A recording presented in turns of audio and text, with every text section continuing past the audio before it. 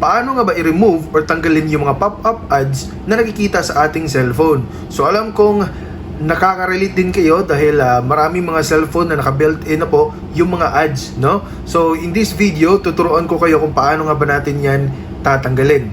Okay? So ang una muna natin gagawin mga idol ay pumunta tayo dito sa settings. Okay? Pindutin natin yung settings.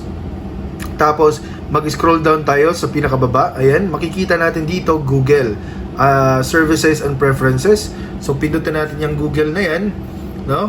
Tapos scroll down tayo.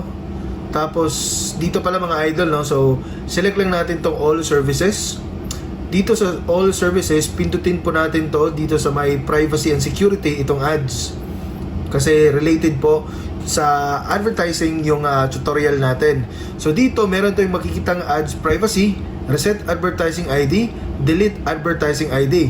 So itong reset advertising ID, ito yung nagge-generate ng mga advertising ID ng mga apps, no? So dito sinisave nila yung mga preferences natin, yung ginagawa natin online. Kaya kung mapapansin nyo, halimbawa na lang, pumunta tayo sa Shopee or nag-research tayo or nag-search tayo ng mga produkto, ang lalabas din ng mga ads doon sa Facebook or kahit saan pa man ay related din sa hinahanap natin.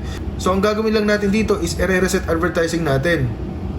Tapos, syempre, pindutin din natin tong delete advertising ID. So apps can no longer use this advertising ID to show you personalized ads.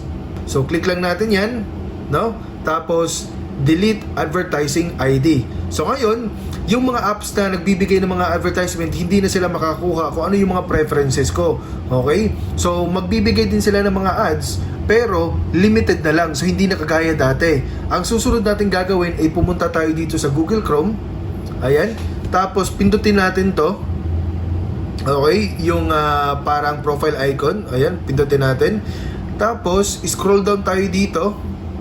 Hanapin lang natin yung site settings. Dito pala. Ayan. Site settings. Click lang natin yan.